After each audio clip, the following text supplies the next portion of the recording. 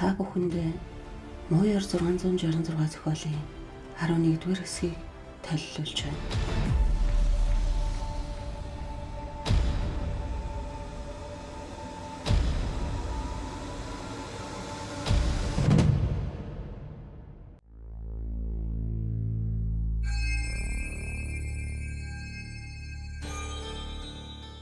Дженнингс Торны нүдийг дагуулan хараад дахир дутуу хүний төрдөг тэрэг тэр тэрэгэн цуугаа нэгэн янхгэр үйтэй хүнийг олж үзв.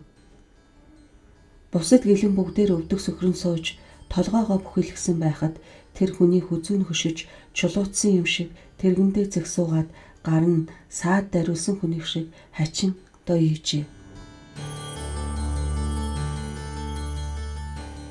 Мөн үү гэж Дженнингс шивгэнэн асуув.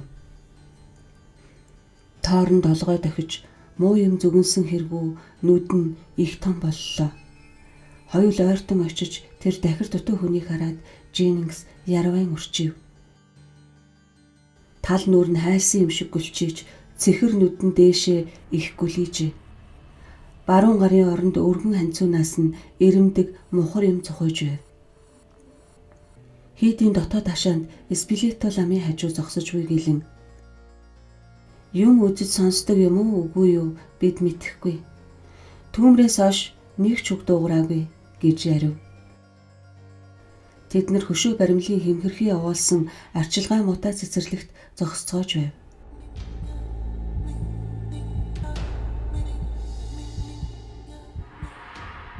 Мөргөл уншлах дууссаны дараа Спилеттогийн төрдөг тэргийг цогчин дугнаас гаргахад мань хоёр аянчин дагаж иржээ. Нөгөө гэлэн үргэлжлүүлэн. Манай лам нар асар цовилдог юм. Хисэлтийн хугацаа дуусгаар бид энэ хүнийг эдгэрч сайжраасаа гэж залбирч буян хийнэ. Гэхдээ хисэлти гэж Торныг лавлахад гэлэн толгой дахиж хонио хайсан хончныг гай дайрмой. Баруун гар нь хатаж, баруун нүд нь сохор тугай гэв. Нүгэл хийсэн хүн үү гэж Торныг асуухад тийм гэв. Чухам ямар нүгэл хийсэн юм бол мэдэж болох уу? Христосыг хайж тэрсэлсэн юм.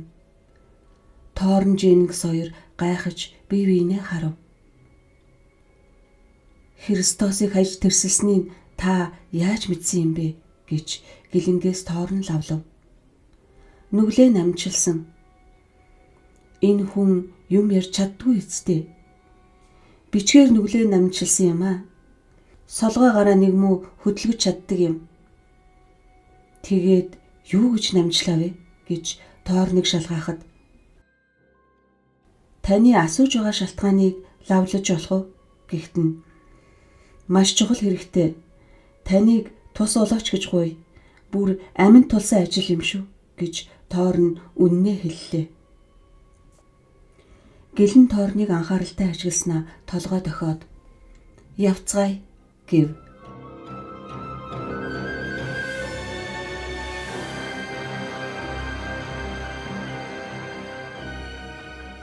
Спилеттогийн байранд сүрлэн дэвсгэр чулуун ширээнээс өөр юмгүй хоосон аж.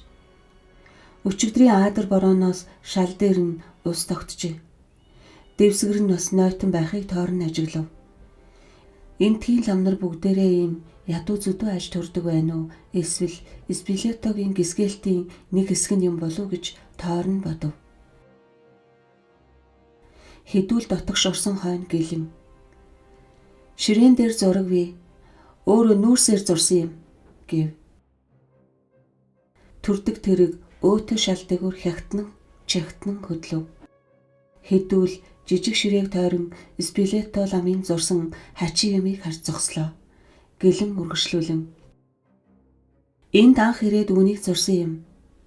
Бид нүүрсийг ширээн дээр нь үлдээсэн, гэтэл дахиад өөр юм зураагүй гэв. Ширээн дээр нэгэн эв хавгийн дүрсийг морь хазгай сараачжээ.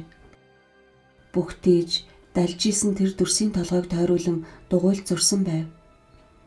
Бүгтэр дүрсийн толгой дээр 3 тоо бичсэнийг Дженнингс дорн харав. Тэр бол Тассоны ламын хөл дээр байсантай адил 36 байлаа.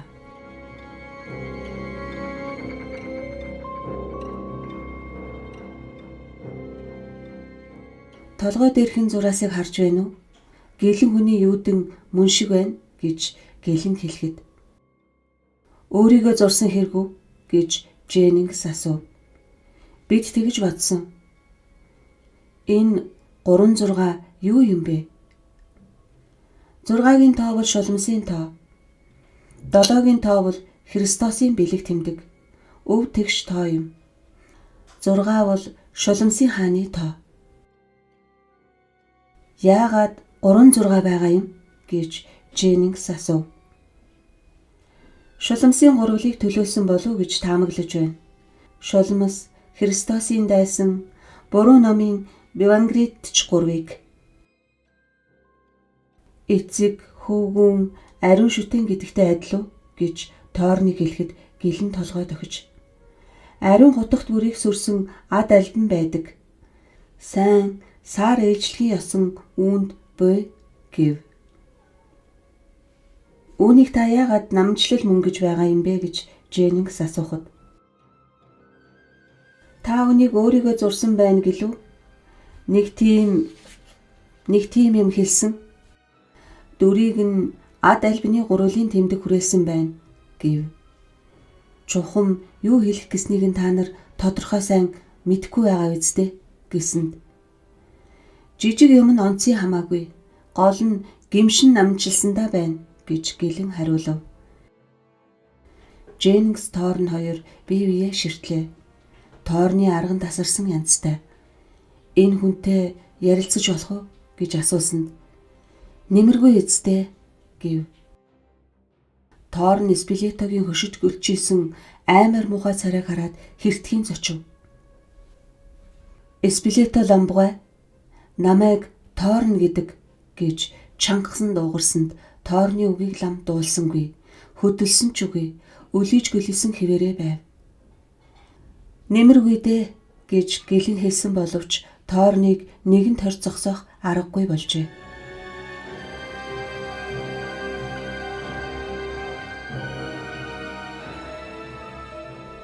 Спилето ламбгай нөгөө хүүхдийг санаж байна уу? Хэний хүүхэд юм бэ гэж дахин асуухт нь гэлэн хажуунаас нь болох юм шүү ноёнтоо гэж сануулсанд Тоорн эс хайхран та эдэнд хүлээсэн байна. Одоо надад үннийг хэлээд аль. Тэр хүүхэд хаанхих юм бэ гэж тэнхээгээр хашгирсанд таныг гуй гэж гэлэн өгүүлээд Спилетогийн тэргийг түрж авах гэсэнд Дженнингс хөндлөлтөд явуулсангүй. Спилето ламбгай таныг гуй. Их нь хаана байгаа вэ? Хий юм бэ? Хэлээд өгөөч дээ гэж Тоорн ламын дүлийдэн боргиж гөлийсэн үл хөдлөх нүүрүүд гуугчв. Гинэт хамаг юм дөнгөнөн хөнгөнөж сүмийн олон хонх дуугарч эхэллээ.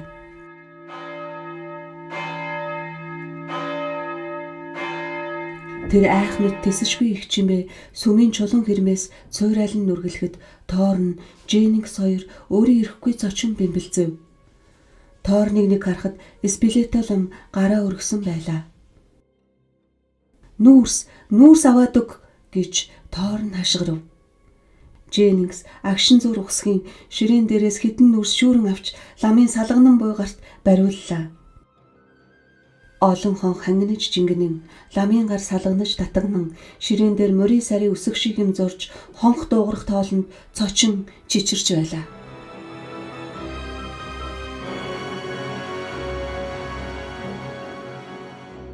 Нэг үг бичиж байх шиг чээр гэж Дженнингсийн сэтгэл догдлон дуу алдав. Эсбилето ламын хөвчин бие салганан цааш нь бичгийг оролдох авч тэсгүйе бэр хөвдхийг давж ядан аман ангалзаж араатын амтэн гаслан гэнэх мэт хачин дуугарав. Цааш нь бичигч гэж тоорн шавдуулав.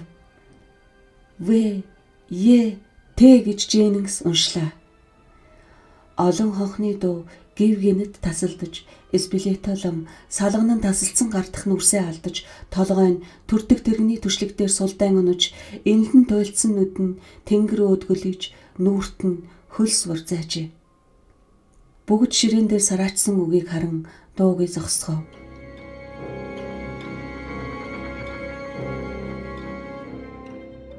Чирвэт гэж байна уу гэж тоорныг асуухад чирвэт гэж байна гэж Дженнингс дуугарав.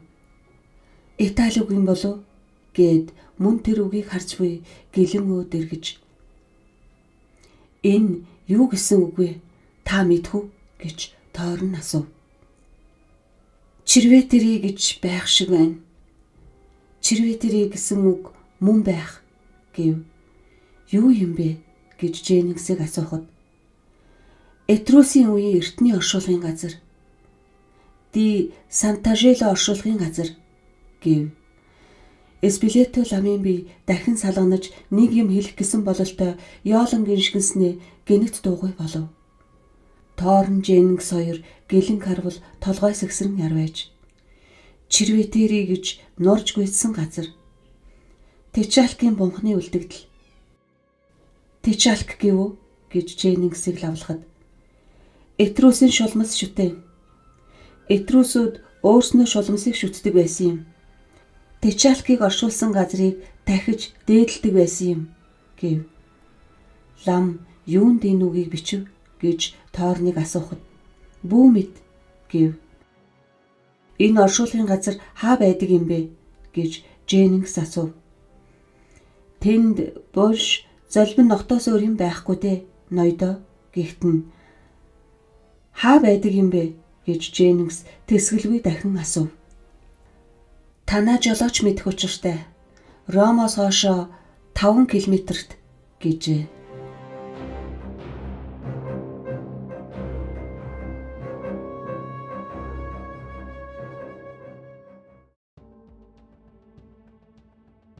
Ромд Адер бороо асгаж байснаа хотын зах руу шилжиж машин явхад саадтай болж ялангуяа гол засмалаас гарч онхол болсон хуучин замд орсноос хойш явдал их удаашрав. Нэг удаа машин нь зүүн хойд дугуйгаараа шаварч сууж хідүүл бууж машинаа түлхэж гарах хэрэгтэй болов. Үүр гэгэрч өглөө болох ойртож байлаа. Дженнингс хаана ирснээ мэдэх санаатай нүдээ анивчин завчлан хараад өнөөх Чирвэтери гэдэгт нь хүрээд ирснээ сайн нэг юм ойлгов. Урд нь төмөр хайсны цаана үүрийн цавир тэнгэрийн наагур булшин дээрх хөшөө ёдор сэрэлдэнэ. Дженнингс машин дээрээ эргэн ирж Тэшивчийг онгойлгон аппаратаа олж шинэ хальсаар цэнэглэв. Тэшивчийн нэг буланд баахан тостой даван дунд хэвтэж буй жижиг царил дээр харцсан туслаа. Дженнингс тэр царилыг авч эргүүж тойруулан үзээд бүсэндээ авчуулж дараа нь Тэшивчийг аяархан хааж зэвэрсэн төмөр хайс тийш очлоо. Газар нойтон Дженнингс бээгч орхиод дагжин чичирч хайсны дээгүр хаалга ирж явлаа. Хаалга болцсонгүй.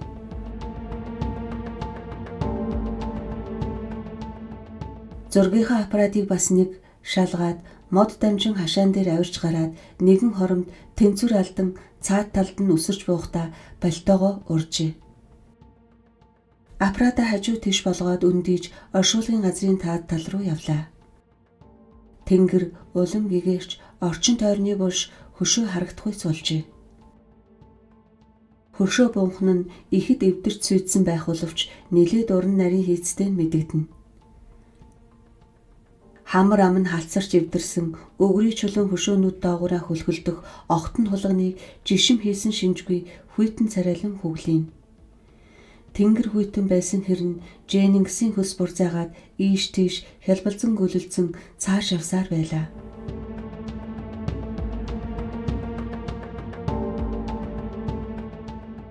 Хойноос нь хараад ажиглаад байх шиг санагдан дотор ар засгийн хүн хөшөөний дэрэгдүр өнгөрөхөд хөнхөр нүдэрээ ширтээд байх шиг санагдана. Дженнингс амьсгаагаа дарах гэж зогсоод өлийч харуул чанх өмнө нь нэгэн асар том он хөшөөл өглийж духанд нь үс ургасан монцгор том хамартай тэр муухай онго зузаан өрүүлтэй амаа алд ангаж нүдээ бүлтгэлгэн хилэнт дүрээр дээрээс нь өнгөж Дженнингсийг ширтэн одоохон эндээс зайлгаж шаардах мэт санагдахад амьсгаан давхцав. Дженнингс айцаа арайхийн дарж аппаратаа өргөж гэлсгүүр хэрэглэж гурвантай дарахад он хөшөөний чулуу нүрийг аянгийн гэлба гэрэлтүүлэх мэт болов.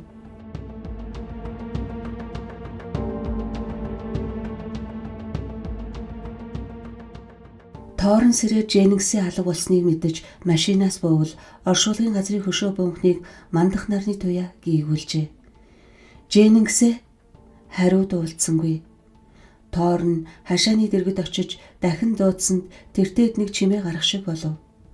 Тоорн хайсны гулсамхай төмөр саваанаас зууран авирч хашааг арай чарай давлаа. Дженнингсээ хариу байдгүй тагчиг. Тоорн нурах шахсан хөшөө бунхны дундуу сүлжин Дженнингсийг ирж алгуурхан урагшлахад нь шаахайн шавхай дунд шалпал хийн.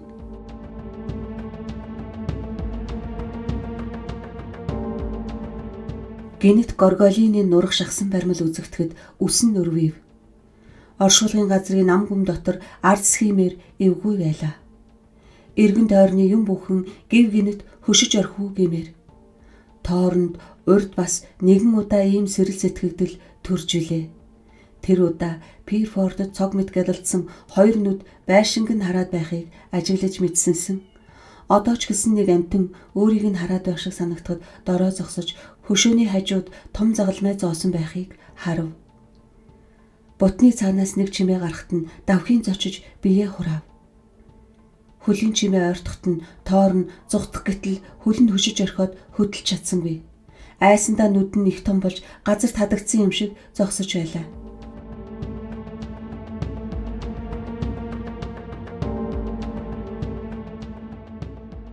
Тоорн гэж дуудсан нь Дженнингс байжээ. Дженнингс айхалж өглөн нүдэн гялалзаж бут дундуур туучин гартаа төмөр царил барьсаар Тоорны дэргэд даруй ирж "Олсон шүү. Би олсон" гэж амьсгаатан өгүүлв. "Юу олоо вэ? Явцгаая. Тийшээ очицгоё." Хоёул урагш явлаа. Дженнингс булшны дээгүр хөнгөн шингэн харайн дүүлж Тоорн түүнээс хоцрохгүй тулд хамаг хүчээ шавхаж байлаа. "Энэ байна. Харав уу? Яг мөн" гэж Дженнингс дуу алдан өгүүлээд зэрэгцүүлж угсан хоёр булшны хажуугийн зайд очиж зогсов. Бусад бүх булшийг бодвол энэ хоёр булшийг ухаад нэг их удаагүй байх өгөөд нэг нь хэвийн хэмжээтэй, нөгөө нь жижиг аж. Булшин дээрх бичгэн даруухан, нэр ус сар өдрөөс өөр юм байсангүй.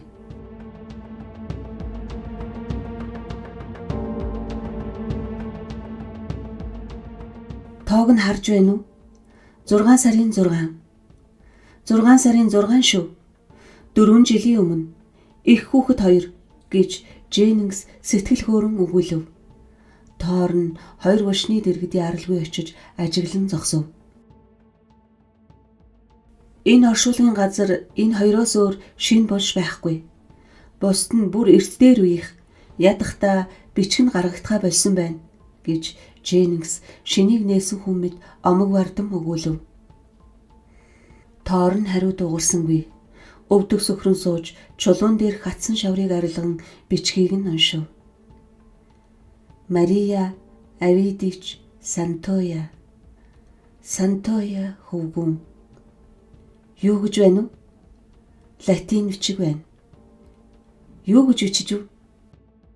Үхэх ба төрөхөд үе үеийнхний хэлхээс буй гэжээ. Сонин олз байна. Дженнингс Тоорны дэргэд өвдөг сөхрөн суугаад хамт яваа нөхрийнхөө уйлж байхыг гайхан харав.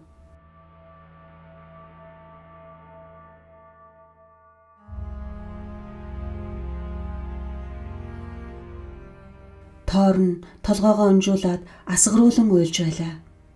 Дженнингс түүний тайвшир тайтгархийг хүлээв. Энэ байж одоо мэдлээ. Энд миний хүүхдийг оршуулсан юм байна гэж Торныг гашуудан өгүүлэхэд бас одоо таны өсгөж байгаа хүүхдийн эхийг оршуулсан байж магадгүй гэв. Торн Дженнингсийн өдөөс харлаа. Дженнингс чулуун дээр бичгийг зааж Мария Сантой гэж байна. Их хүүхэд хоёр байж таарна гэв. Торн толгой сэгсэрч үгийн утгыг ухаж ядан байв. Дженнингс өгүүлрэн бид өөрснөө Спилетто ламаас их нь хаа байна хэлээд далгиж шаардаж байсан шүү дээ. Их нь энэ байж байна. Энэ нь таны хүүхэд мөн байж магадгүй.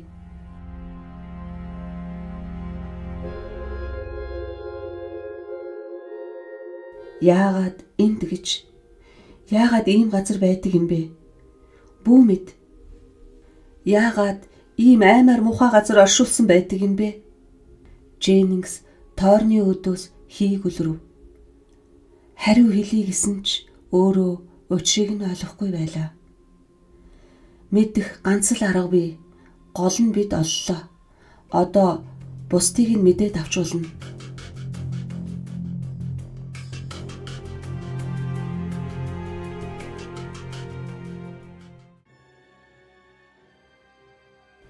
Дженнингс царилаа өргөж газарт гүн зоосонд бариулдаа тултал шигдэн түн хийгээд зогсов. Нэг их төвөг орохгүй. Газар доор 1 фут хэртэй гүн байна гэд царилаар газрыг сэндилж шороог гараараа малтан зайлуулж эхэллээ. Чи туслахгүй юм уу гэж Торноос асуусанд цаадах нь дуртай дургүй туслах аядаж бээрсэн хуруугаараа шороо самардав.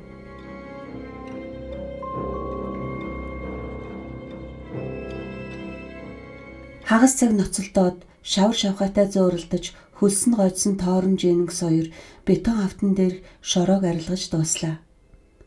Малтаж дуусаад авсны тавлаа хавтанг харж зогсов. Үнэр мэдэгдэж байна уу гэж Дженнингсийг асуухад мэдэгдэж байна гэв. Их яарч сандарцгаагаад дүрм журмыг сахиагүй бололтой. Торн хариу дуурсангүй сэтгэл нь инлэн зовж байлаа. Альнаас нь эхлэх вэ гэж Дженнингс асуув. Ерөөсөө хэрэггүй юм биш үү? Хэрэгтэй.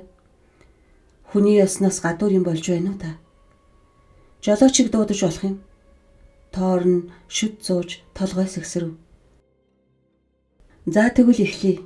Эхлээд томыг нь үзье гэж Дженнингс хэлээд таглаа хавтангийн доогуур царилаа шургуулan хөшиж байгаад авсны таглаан доогуур хуруугаа шургуулж болох үз зай гаргав. Альвэ өргөлцөөч гэж замдарсанд Торн нэрж туслав. Дженнингстэй хамт хүнд таглааг өргөхдөө биеэ хүчилсэн сэтгэл хөдлсөн хоёр нийлээд гар нь салганаж байлаа.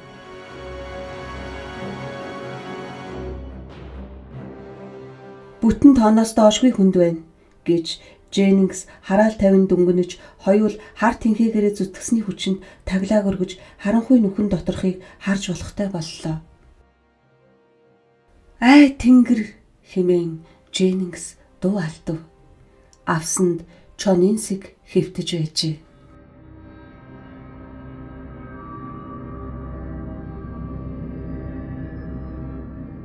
Сэгийг тал бүрээс нь хорхой шавж хэрхэн үлдсэнийг мэдгүй арга ясандаа тогтож үлдсэн мах арьсан дээгүүр нь язгналдаж байлаа. Торн зочинд авхиж гидэргээ ухрав. Авсны таглаа гараас нь мултран буцаж ойчхдоо хитэн хэсэг болж хагарав. Бөөн ялаа өргөн нислээ. Дженнингс хэртхийн айж Торны зүг ухсгийснээ шавар дээр хальтран унах шахаж Торныг барьж аваад булшнаас холдуулахыг оролдсонд "Үгүй" гэж Торн орилдон зүтгэв. "Явцгаая. Үгүй, нөгөөхийг нь үзнэ.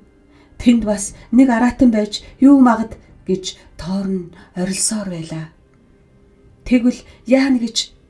Тэгвэл миний хүүхэд хаа нэг газар амьд байж магад. Хөөрөн хэрхэж нүдэн их болсон Торны харц дор Дженнингс зогсож жижиг авсны таглааг царилаар хөшин онгойлохыг оролдлоо. Торн дэргэдэн очиж таглаа хавтан доогуур гараа шургуулв. Нэгэн хормын дараа таглааг авч хаяхад тоорны царай харамсал гашуудалд автан үрчилцлээ.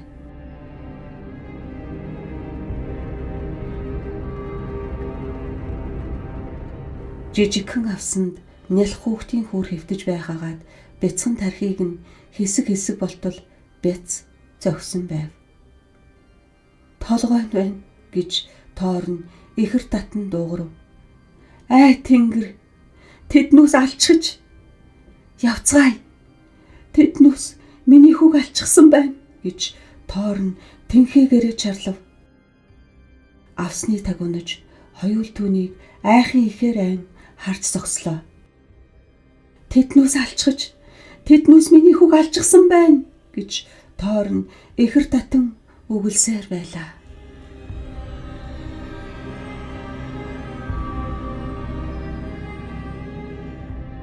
Дженнингс тоорныг өргөн хөл дээр нь босгож тэндээс чирч гултран холдууллаа. Гэнэт айсанда давхийн зочиж дороо зогсов. Тоор нь хараач. Тоор нь Дженнингсийн заасан зүг харвал бутан дотроос герман соотон хар нохойн толгой цохойж байв. Тэр нохойн хоорондоо ойрхон хоёр нүд гэрэлтэн гялалзаж дутуу ангайсан амнаас нь шүлс савирч байлаа.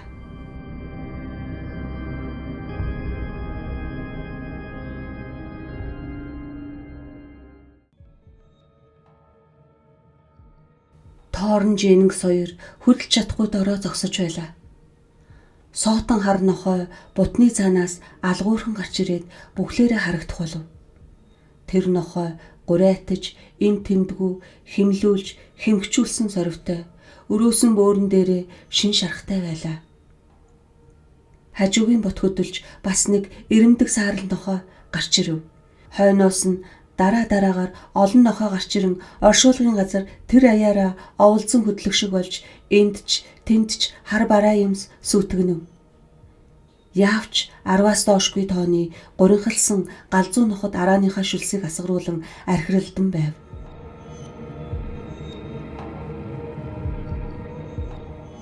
Дженнингс тоорн хоёр бие биенээч харах сүгөөгүй дороо зогсоод улилдан гяналдан арай ойртож зүрхлэхгүй байгаа сөрөг нохтыг харж байв. Энэ мусайнууд хүүрийн үнэр авчи гидэргээ явна байгаа гэж Дженнингс шивгэнэв. Хоёул амьсгаагаа барин алгуурхан гидрэг ухарч эхэлтэл ноход мөр шиншиж байгаа юм шиг толгойгоо унжуулан газар шиншилж хойноос нь даглаа. Тоорныг бүдэрч унаад өөрөө ирэхгүй дүү алтахт нь Дженнингс түүнээс зууран тогтоож тайван байхыг хичээв. Битгий цухтаарай. Энэ муусанд хүүрэл хэрэгтэй гэв. Гэтэл угсан булшийг өнгөрөөд байхад ноход зогссонгүй амьд хоёрыг л ширтэн дагсаар байлаа.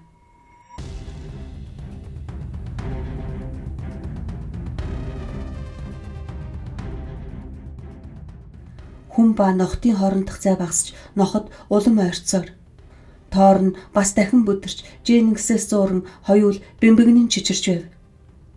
Гидэргээ ухран ухарсаар нуруу нэг хатуу юмд тулж зогслоо. Тоор нь зочин эргэж харвал чулуун онгийн ёроолд ирсэн байжээ. Ингээд гарах газаргүй ээрэгтгэн юм.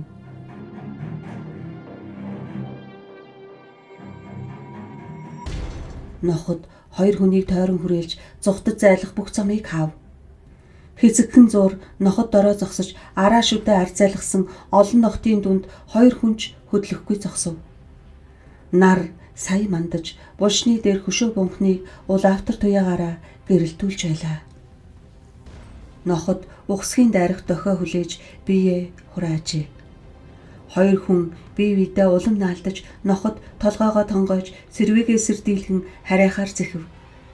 Дженнингс уухайлан хашгираад жижиг царлаа далайн сүрэг нохойн толгойлыг шидсэнд ноход тэр даруй угсгийн дайрж дор нь унгаагаад хүзүүнд нь асгаар завдав.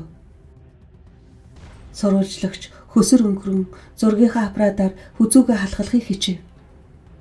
Дженнингс хий сарвалдсан мултран зайлхыг оролдож байхдаа эрүүний доорх аппаратны дурангийн шил нохойн шүдэнд час нясхи ихийг сонсож ноход аппаратны тэр осроос зулгаан хүзүүнээс нь салгахыг оролдож байгааг мэдэв.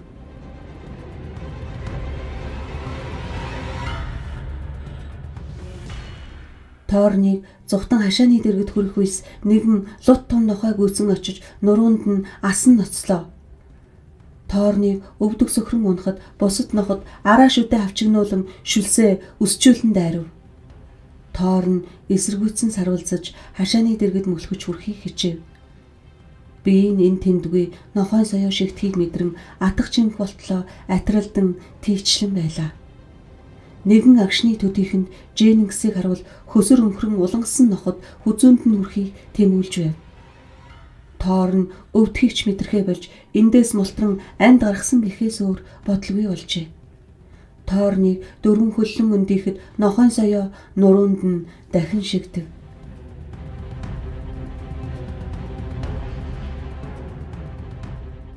Тэр чигтээ хашаа руу дөхөн мөлхөж явтал гарт нь нэг хүйтэн юм дайралсныг харуул Дженнингсийн шидсэн царил байжээ. Торн царилыг атхан аваад ард ассан нохтын зүг нэг сайн буулгаад автал аймаар мухаа гаслан гэнэх дуулдахт нь онож зогсноо мэдэв. Мөрөн дээгүүрээ цус тунаран урсгад эргэж харвал нохойн өрөөсөн үдийг нь бүлтцогсон байжээ. Үүндээ зоригжин царилаар баруун солгоогүй балвсаар байгаад хөл дээрээ босож чадлаа. Тэр завсар Дженнингс модноос өрн барив. Улангасан ноход ухаан жолоогүй дайран аппаратны ноосрыг тасар зулгааж байлаа.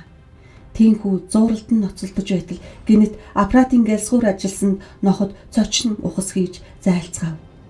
Энэ үес Торн хэдийн хөл дээрээ босоод царилаа учир зүггүй савчин хашаа руу ойртож байв. Дженнингс гэлсгүүрээ урдаа барьж нохтыг ойртож ирэхүр даруулыг даран гэлсхий гэж ойлгосаар бас хашаа руу ойртон ухарч арайхийн хашааны дэргэд хүрч дөнгөлөө.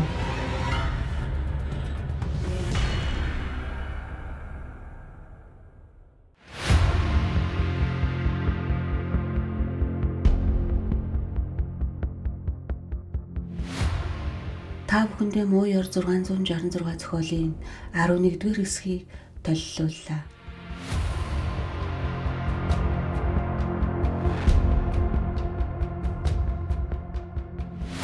Та бүхэнд манай сувг таалагдсан бол бидний уншдаг зохиол сонирхолтой санагддаг бол лайк, шеэр, бас subscribe хийхээ мартаоцай. Баярлалаа.